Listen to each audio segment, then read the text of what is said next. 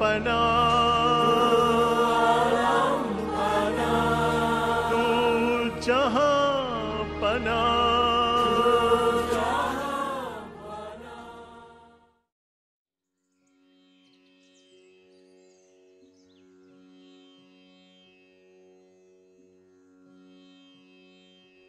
Penuhi pikiran dan perasaanmu dengan bhakti atau devosi.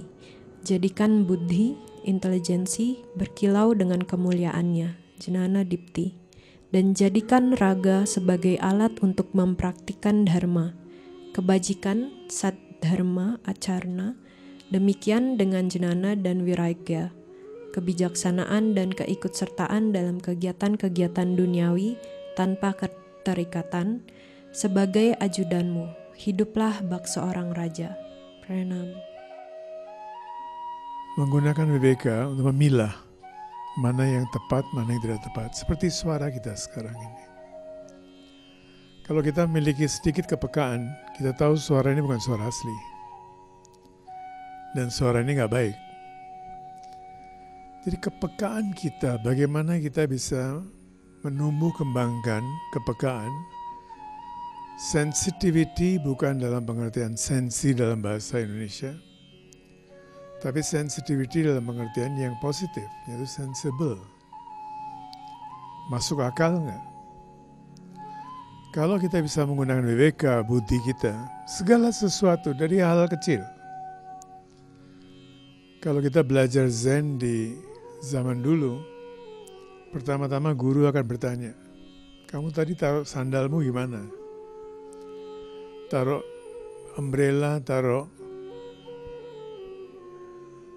payungmu gimana, di mana, cara taruhnya gimana, cara masuk ke dalam padepokan seperti apa.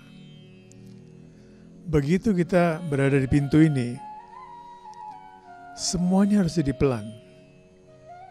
Slow down, gak ada yang sedang mengejar kita kok. Pelan-pelan aja, keluar juga begitu pelan-pelan. Setelah itu silakan kerja. Bagaimana bisa switch on dan switch off? Kapan pelan, kapan bekerja keras?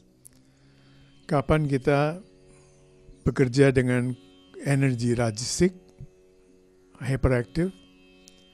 Kapan kita menjadi kalem, sattvic? Dan kapan tamasik?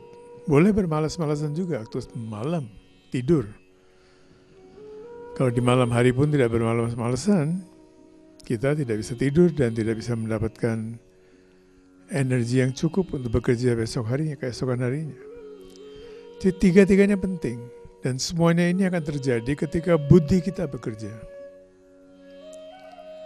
Begitu buddhi kita bekerja, everything that we do will be meditative. Apapun yang kita lakukan akan menjadi laku meditasi. Nggak perlu kita memilah 1 jam untuk meditasi, 2 jam untuk meditasi, 22 jam untuk hal-hal lain. Tidak perlu lagi. 24 jam akan menjadi meditasi. Kalau hal-hal kecil seperti ini kita tidak bisa melakoni, kita tidak bisa memperhatikan, hal-hal yang besar mustahil. Jangan harap. Jalan, makan, cara kita makan. Kenapa saya begitu concern dengan table manners? Cara kita makan. Kalau lagi makan jangan bicara. Kalau lagi bicara, makanan yang sudah di mulut itu ditelan dulu. Dikunyah dulu baru bicara. Jangan buka mulut, makanannya mesti kelihatan. Ini kita anggap seorang guru cerewet. Iya, dia harus cerewet. Kalau dia nggak cerewet, dia tidak menegur kita pada cakra pertama. Makanan itu apa? Cakra pertama, kedua, ketiga. Seks, makanan. Tidur. Minum. Cara minum. Cara kita bertemu dengan seseorang. Siapa yang harus kita hormati, siapa yang harus kita sayangi karena dia selevel dengan kita. Kalau tidak mau salah, semua orang dihormati. Dengan kecil-kecil begitu, dengan kita menumbuh kembangkan kesadaran pada cakra pertama, kedua, ketiga, makan, minum, tidur, ini insting hewani.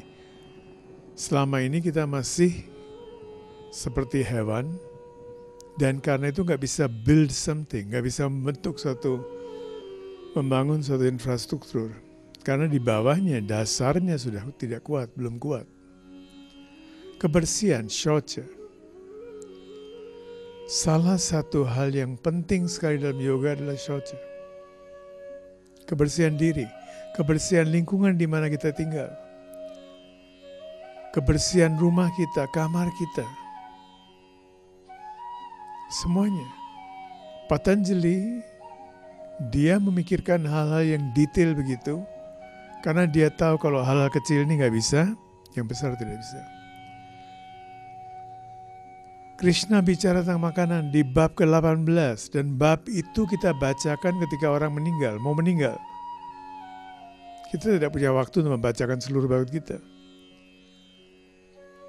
Bab kedua atau ke-18 ini yang kita bacakan saat orang mau meninggal. Kita harus tahu dia akan sebentar lagi meninggal. Dan kita mengingatkan apa? Makanan. Kelak nanti kalau kamu lahir lagi, mulai dengan memperbaiki makananmu, dietmu. 17 bab penuh dengan filosofi, bab ke-18 makanan. Cara kita bertindak. Kalau kita bisa melakoninya sekarang, maka di situ Swami mengatakan, setelah itu kita baru bisa hidup bagaikan raja. Kita bisa hidup tanpa keterikatan. Tetap kita bekerja, bukannya kita berhenti bekerja. Sekarang semuanya amburadul. Saat bekerja kita males-malesan, tamasik padahal butuh rajasik. Saat tidur kita nggak tidur, kita menjadi segar, bugar, rajasik. Saat kita harus kalem, satwik, datang ke ashram ini, ke tempat ini. Hal pertama, dalam Zen itu hal pertama, tabu sekali kalau kita sandal kita yang satu di sini, satu di sana, atau payung tidak pada tempatnya. Tabu sekali. Guru akan mengatakan minta maaf dulu. Pergi keluar dulu, minta maaf kepada sandalmu. Bersujud pada dia dulu. Bahwa aku tidak menggunakan kamu, tidak menghormati kamu sebagaimana semestinya. Vairagya, kita terjemahkan ketidakterikatan. Ya. Tapi ketidakterikatan sambil berkarya. Sambil kita tetap engage dengan hal-hal duniawi. Kita berada di dunia ini. Tetap engage, tetap kita bekerja. Tetapi tidak terikat pada hasil. Seluruh kesadaran kita fokus pada pekerjaan kita. Spiritualitas bukan sesuatu yang moksha ini itu. Moksha itu akan terjadi dengan sendirinya. Dan moksha sebagaimana dijelaskan oleh Baba juga. Mohoksha. Ketika keterikatan kita berakhir, itulah moksha, bukan setelah mati. Jaminannya apa? Nggak ada jaminan. Omong kosong.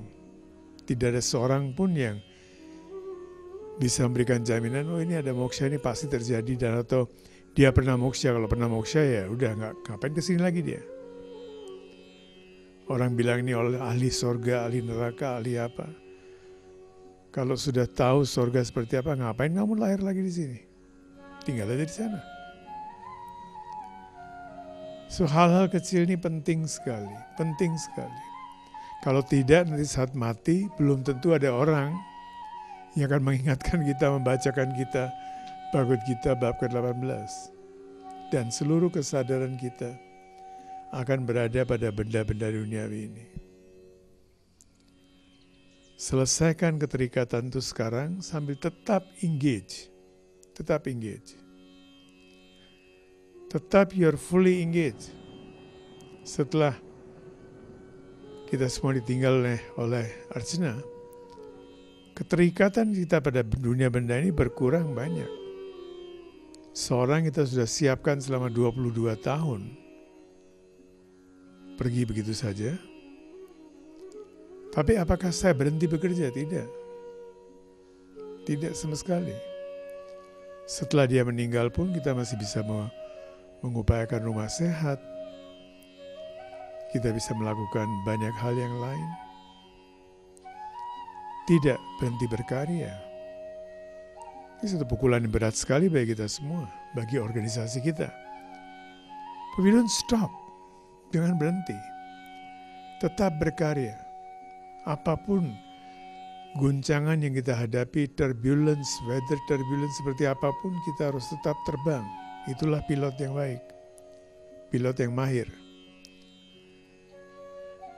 Dan Baba mengatakan, disitulah kemudian kau bisa hidup bagaikan seorang raja. Seorang yang betul-betul menguasai indera, senses, badan, keinginan. Semuanya dia bisa kuasai. Nah, ini yang menjadi tantangan bagi kita semua. Semoga kita bisa menghadapinya dengan baik. Terima kasih. Salam.